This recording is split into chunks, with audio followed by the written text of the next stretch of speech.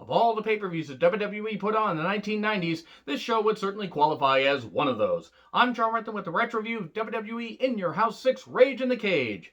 This was the first February pay-per-view that WWE put on, which unfortunately started the tradition of putting pay-per-views between the Rumble and Mania instead of using, at the time, syndicated TV and then Monday Night Raw to build from the Rumble to WrestleMania for the Road to WrestleMania. They decided to start doing pay-per-views. The In Your House concept was basically a way to get more eyes on the product. They offered shorter cards for a cheaper price while the live audience got a full card. They would get a dark match or two in the beginning, then the pay-per-view would start. And then when the pay-per-view main event was done, they would get a few dark matches. So it was a win-win. The In Your House events varied in quality, and while this was better than a couple of the ones in 95, like the October and December 95 events, it still wasn't all that good, and unfortunately did start the tradition of having one pay-per-view between the Rumble and Mania, and then they expanded that to two, sometimes three, depending on what they feel like doing, because they had to put a bunch of roadblocks, end of the line, on the road to WrestleMania. And I don't know, this show, it varied in quality. There was some good stuff, and then there was some stuff where like, holy shit, this was a bad idea, and this was very much a filler pay-per-view in my opinion. That being said, WrestleMania 12 was pretty goddamn good, so at least it was a nice little build. It was nice to see some of the build here. So we cut the footage of Sunny getting wet on the beach before the entire locker room, ran through her and made her drier than the Sahara Desert. We then are in the Louisville Gardens in Louisville, Kentucky, about 5,500 people. Pretty rich tradition there. They're used to seeing a lot better cards than this, but there were times when the crowd energy was there. Vince and Lawler on commentary, and the pre-show match was Jake Roberts versus Tatanka. What a comeback for Jake Roberts, taking on Tatanka, who, that was a weird heel turn that he had, a very weird heel turn. Razor Ramon versus 1-2-3 Kid with Ted DiBiase, crybaby match, loser wears a diaper. So much powder, so much fucking powder in this. I didn't mind the Razor 1-2-3 Kid feud, I just hated the whole loser wears a diaper thing, but it had been done, the territories and stuff like that, so it is what it is. I don't necessarily think that this feud needed it, but it was what it was. Despite the stupid stipulation, they cut a really good pace here. A lot of power, though. Powder in Razor's eyes. It was supposed to be baby powder. It was actually the usual power they used. Kid takes over. We get some near falls and stuff like that. We get power in the Kid's eyes. Razor's edge for 2 because he pulls up the Kid to give him another Razor's edge, 1-2-3, to finally get revenge for 1-2-3 Kid costing him matches like the Intercontinental Championship against Goldust at the Royal Rumble last month. And then he puts powder in DiBiase's eyes, that is, and then diapers the Kid. The Kid comes to and he's pissed. Unfortunately, I think this will be his last pay-per-view match with WWE for a couple years. He wouldn't even be part of the curtain call because he was in drug rehab at the time. He seems to have gotten clean. That is fucking tremendous. Great for 1-2-3 Kid, aka Sean Waltman. But yeah, this is a bit of a weird way to write him off. I mean, he would still appear on TV, but he would, have to take care of his issues. And again, thankfully he did.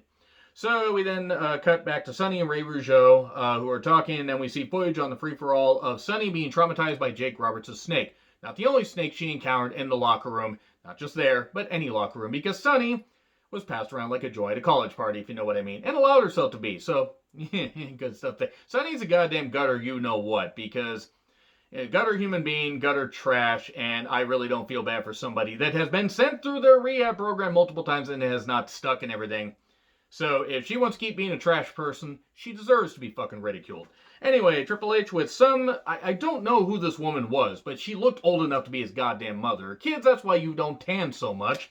And he took on Duke the Dumpster Droese. He had cut his hair previously, so Duke had the bald head, or, the cut kind of like this. And he wanted revenge, and the match was okay. Lawler interviews the woman, I don't even remember her name. It was in Triple H's corner. I don't know why in the world he, would get anywhere near a woman that looked to be around his age. He usually goes for a lot younger girls. So, yeah, that was a bit weird. They tried, it just wasn't good. Duke goes for the trash can. He throws the lid in there, nearly hits Triple H in the head, by the way. Go back and watch that if you haven't yet. Or even if you meant, just check it out. Just check out this match. Check out, the last man. He throws the lid, nearly hits Triple H in the head. And Triple H must have been pissed about it because the ref takes away the trash can, and Triple H hits him in the head with the lid and gets cover 1, 2, 3. And we get the WWF store number. It's no longer active. 1-800-TITAN-91. I'm glad they told us it was no longer active. I was going to call and get my Diesel merchandise. Then we get Doc Hendricks interviewing Yokozuna. Yoko talking normally because he doesn't need Cornette to talk for him. This is also, unfortunately, when Yokozuna was just his weight was out of control, and it was so sad to see. Check out the Yokozuna documentary, the Icons documentary on WWE Network if you have not. It's fucking tremendous. I was emotional reviewing it. But Doc Hendricks says about this because Yoko's going to face Bulldog and want to get revenge and, possibly attack Cornette because Cornette was managing British Bulldog. Get ready for a train wreck. Unfortunately, he wasn't wrong. It was really sad to see Yoko like this. This match was not good. It was like 5 minutes. It was mostly an angle match. DQ after a racket shot, and then Vader comes down.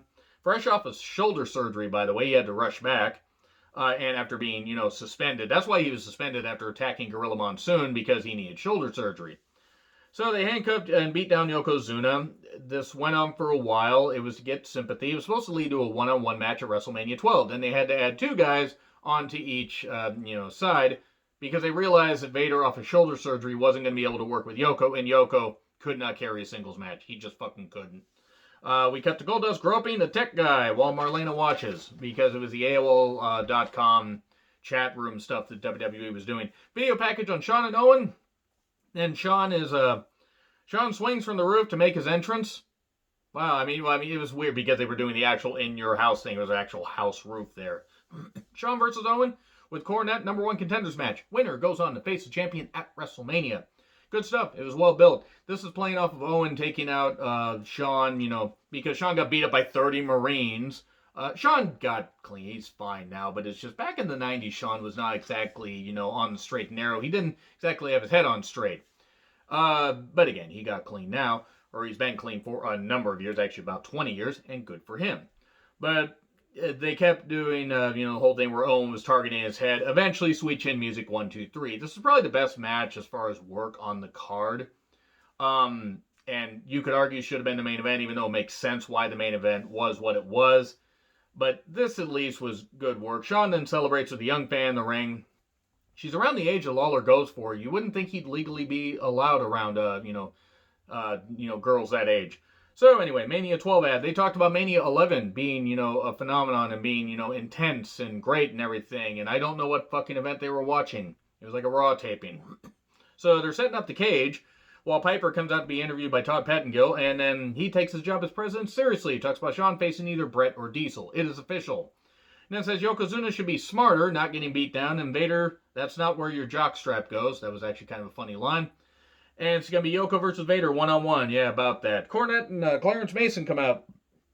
Cornette and Piper go back and forth. This is actually pretty damn good. Cornette and Piper, 2 of the best talkers. If Vader loses, you'll have to face Yokozuna. I mean, that was the stipulation, by the way. It was Vader, Bulldog, and Owen against Yokozuna, Ahmed Johnson, and Jake Roberts. That was Jake Roberts' return to the company. To be fair, Jake Roberts was not in good shape at that point and couldn't have a really good singles match. That being said, it was a stipulation if Yokozuna's team won, he would get 5 minutes along with Cornette. His team did not win. Because Ahmed Johnson was fucking rotten. And if you have not seen Ahmed Johnson wrestle, he looked great. That's where it ended. So, this was just done to fill time while the cage got set up. Diesel versus Brett, steel cage match for the WWE Championship. While it was a good way to cap off the evening, it was one of their lesser matches, in my opinion. Brett always did get the best out of Nash, and it was like Nash, on his feet was great, and he was dominating Brett. The turnbuckle spots that he took chest first were brutal. At the end, Nash plants Brett and goes for the door, and Brett, is coming to. They're trying to, get there, and Brett's trying to stop Diesel from getting outside. But then suddenly, Undertaker bursts from under the ring and drags Nash down. And Brett could have just walked around this and gone outside, but no, he didn't. He climbed over the cage and then, won. And then Nash is all scared because there was this plume of smoke. What the hell's going on? Was Undertaker getting baked underneath the ring? Answers in the comments, please.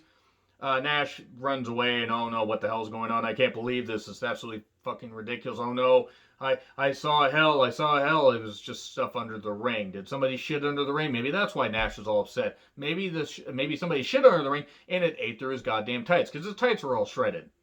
Moving on. Ahmed Johnson versus Isaac Yankem, Godwins versus Body Donnas, Undertaker versus Goldust, IC title match, and in the countout were the dark matches. So, everybody wins. It was an okay event. It wasn't great. What do you think of the event? Let me know in the comments. Like, share, subscribe, Twitter handle in the description. I'm Charm Ritlin. I'll see you soon.